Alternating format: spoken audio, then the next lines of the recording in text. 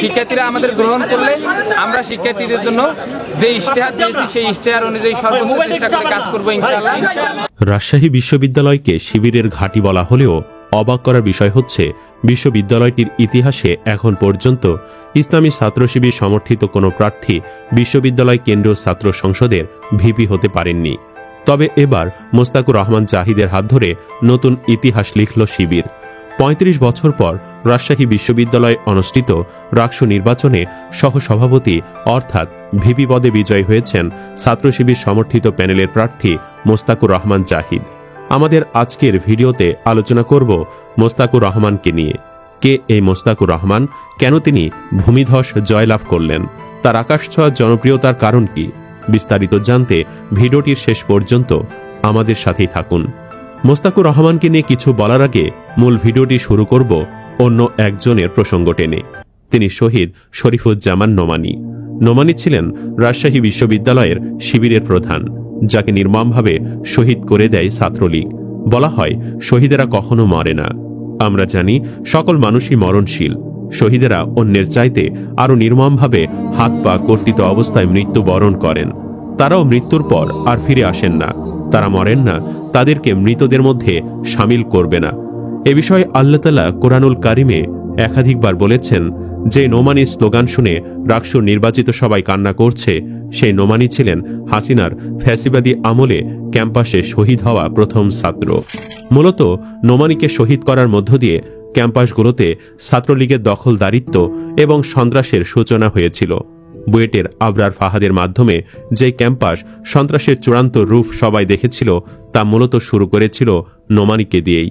২০০৯ সালে ১৩ই মার্চ রাজশাহী বিশ্ববিদ্যালয়ে অ্যাম্বুলেন্সে করে বহিরাগত সন্ত্রাসী নিয়ে এসে বিশ্ববিদ্যালয়ের শেরে বাংলা হলে প্রকাশ্য দিবালোকে ছাত্রলীগ শহীদ করে রাজশাহী বিশ্ববিদ্যালয় শাখা শিবিরের সেক্রেটারি শরীফুজ্জামান নোমানীকে, যা ছিল হাসিনার আমলে প্রথম ক্যাম্পাসে ছাত্র হত্যার ঘটনা। এক নোমানী গেছে ঝরে, জন্মেছে লাখো নোমানী। বলা হচ্ছে ১৬ শহীদের রক্তে ভেজা মোস্তাকুর রহমান জাহিদরা যেন নোমানী ভাইয়ের প্রতিচ্ছবি। দীর্ঘ ৩৪ বছর পর অনুষ্ঠিত এ নির্বাচনে সহসভাপতি পদে সম্মিলিত শিক্ষার্থী জোটের মোস্তাকুর রহমান জাহিদ বিপুল ভোটে বিজয়ী হয়েছেন। তিনি পেয়েছেন ১২,৬৮৭ ভোট। তার নিকটতম প্রতিদ্বন্দ্বী ছাত্রদল সমর্থিত ঐক্যবদ্ধ নতুন প্রজন্ম প্যানেলের শেখ নুরুদ্দিন আবির পেয়েছেন মাত্র ৩,৩৯৭ ভোট। ভোটের ব্যবধান দাঁড়িয়েছে ৯,২৯০। নীলফামারী জেলার কৃতি সন্তান মোহাম্মদ মোস্তাকুর রহমান জাহিদ রাবির এগ্রোনমি অ্যান্ড এগ্রিকালচারাল এক্সটেনশন বিভাগের ২০১৬-১৭ সেশনে শিক্ষার্থী। অনার্সে তার সিজিপিএ ৩.৭৬ এবং মাস্টার্সের প্রথম সেমিস্টারে ৩.৯২ পেয়ে তৃতীয় হন তিনি। বর্তমানে তার মাস্টার্সের দ্বিতীয় সেমিস্টার চলমান রয়েছে। রাজশাহী বিভাগের মফস্বল শহরের এক নিভৃত গ্রাম নীলফামারীর কচুকাটা ইউনিয়নের ধান ক্ষেত ঘেরা সেই গ্রামের বাতাসে ভাসে আজও যার নামটি, তিনি মোস্তাকুর রহমান জাহিদ। এক মাদ্রাসা শিক্ষকের ছেলে, যার স্বপ্ন শুরু হয়েছিল খুব সাধারণভাবে। বাবা চান ছেলে মানুষ হোক, সমাজের কল্যাণে কিছু করুক। শৈশবে গ্রামের দাখিল মাদ্রাসায় পড়তেন জাহিদ। নীরব, মেধাবী আর নিয়মিত নামাজি ছেলেটিকে শিক্ষকরা ডাকতেন চুপচাপ আগুন বলে। বাহিরে শান্ত, ভেতরে তীব্র আগ্রহ। পড়ালেখায় দারুণ ফল করে ভর্তি হন রাজশাহী বিশ্ববিদ্যালয়ের এগ্রোনমি ও এগ্রিকালচারাল এক্সটেনশন বিভাগে। রাবির সকালগুলোই যে ছাত্র রাজনীতি, তর্ক বিতর্ক, মিছিল, স্লোগানের এক সমান্তরাল জগৎ, সেখানে পা রাখেন জাহিদ। কেউ রাজনীতি করে ক্ষমতার আশায়, কেউ নেতৃত্বের, আর কেউ করে আদর্শের টানে। জাহিদের জায়গা ছিল শেষের দলে। তিনি ধীরে ধীরে যুক্ত হন ইসলামী ছাত্র শিবিরের রাজনীতিতে। সংগঠন তখন ক্যাম্পাসে নিঃশব্দ চাপের মুখে, কিন্তু জাহিদ বিশ্বাস করতেন আদর্শকে জোরে নয়, যুক্তি আর চরিত্র দিয়ে টিকে রাখা যায়। বছর দুয়ের মধ্যেই তিনি হয়ে ওঠেন সংগঠনের সবচেয়ে কর্মঠ সদস্যদের একজন। ক্লাসে সিজিপিএ ৩.৭৬ আর সংগঠনের দায়িত্বশীল আচরণ, এই দুই মেলাতে পারা তাকে আলাদা করেছিল সবার চোখে। যেখানে রাজনীতি মানে অনেকের কাছে কেবল স্লোগান, সেখানে জাহিদের পরিচয় ছিল গবেষক নেতা। মাস্টার্সের প্রথম সেমিস্টারে পেয়েছিলেন ৩.৯২ সিজিপিএ, অর্জন করেছিলেন জাতীয় বিজ্ঞান ও প্রযুক্তি মন্ত্রণালয়ের ফেলোশিপ। রাবি শাখা শিবিরে জাহিদ প্রথমে দায়িত্ব পান সেক্রেটারি হিসেবে। চাপ, হুমকি, অবহেলা সবকিছুর মধ্যেও তিনি সংগঠনকে রাখেন নিয়ম শৃঙ্খলা আর মেধাভিত্তিক কাঠামোই। 2024 সালে তাকে রাবি শিবিরের সভাপতি করা হয়। তখনই তার সহকর্মীরা বুঝেছিল এই ছেলেটি শুধু সংগঠক নয়, নেতৃত্বের জন্যই জন্মেছে। অথচ কত সংগ্রামের পর আজ ভিপি হয়েছেন মোস্তাকুর রহমান জাহিদ। আগস্টের 31 তারিখে রাজশাহী বিশ্ববিদ্যালয় কেন্দ্র ছাত্র সংসদ নির্বাচনে মনোনয়ন তুলতে এসে সাধারণ শিক্ষার্থীদের সঙ্গে একাত্মতা প্রকাশ করেন ইসলামী ছাত্র শিবির রাবি শাখা। এ সময় মোস্তাকুর রহমানের বুকে বোতল ছুড়ে মারেন ছাত্রদলের কেউ একজন। প্রত্যক্ষদর্শীরা জানান, একাত্মতা প্রকাশ করে বক্তব্য দিচ্ছিলেন ছাত্র শিবিরের কেন্দ্রীয় প্রচার সম্পাদক আজিজুর রহমান আজাদ। এ সময় পাশেই ছিলেন রাবি শাখার সভাপতি মোস্তাকুর রহমান জাহিদ। বক্তব্য চলাকালে অজ্ঞাত পরিচয় এক ব্যক্তি রাবি শিবির সভাপতির বুকে বোতল নিক্ষেপ করেন। মোস্তাকুর রহমান জাহিদ বলেছিলেন, আমি মনোনয়ন তুলতে এসেছি। যারা আমাকে বোতল নিক্ষেপ করেছেন তাদেরকে বলতে চাই, আমরা কিন্তু আমাদের শক্তি প্রদর্শন করিনি। আমরা কারো সঙ্গে দ্বন্দ্বে জড়াতে চাই না। আমরা মনোনয়ন ফর্ম তুলতে এসেছি, তুলে চলে যাব। তিনি আরো বলেন, ছাত্রদলের ভাইদেরকে আমরা বন্ধু সংগঠন মনে করি। তারা যদি কোনো যৌক্তিক দাবি আদায়ের জন্য এখানে এসে থাকেন তাহলে তারা তা আদায় করুক, আমরা কোনো বাধা দিচ্ছি না। জুলাই পরবর্তী এসে কেউ যদি শক্তি প্রদর্শন করতে চায় তাহলে তারা যেন ছাত্রলীগ থেকে শিক্ষা নেই।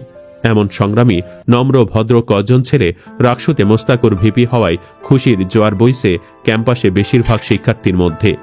সাইদ বিন হাবিব নামে এক শিক্ষার্থী বলেন, শহীদ সাব্বির, শহীদ নোমানি সহ অসংখ্য শহীদ মজলুমের রক্তে রঞ্জিত মতিহারের ময়দান।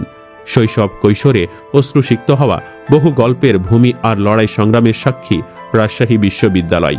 রাকসুতে ছাত্র সংসদ নির্বাচনে সহসভাপতি মোস্তাকুর রহমান জাহিদ ভাই, সাধারণ সম্পাদক সালাউদ্দিন আম্মার, সহ সাধারণ সম্পাদক সালমান সাব্বির সহ কেন্দ্রীয় ও হল সংসদ নির্বাচনে বিজয়ী সকলকে অভিনন্দন। ইনসাফ ও সত্য প্রতিষ্ঠার আগামীর পথযাত্রায় আমরা জুলাই বিপ্লবের মতোই ঐক্যবদ্ধ থাকব ইনশাআল্লাহ।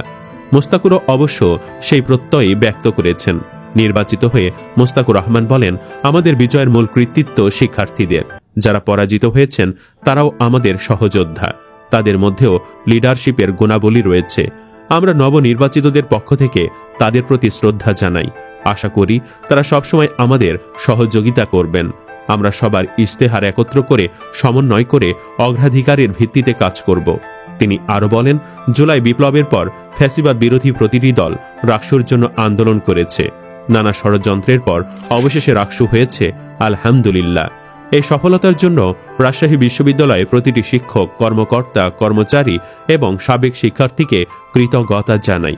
যারা 35 বছর ধরে নির্বাচনের জন্য আন্দোলন করেও রাকসু নির্বাচন পাননি, তাদের প্রতিও কৃতজ্ঞতা জানাচ্ছি। মোস্তাকুর রহমান আরও বলেন, দীর্ঘ 35 বছর ধরে রাকসু নির্বাচন থেকে শিক্ষার্থীদের বঞ্চিত করা হয়েছিল।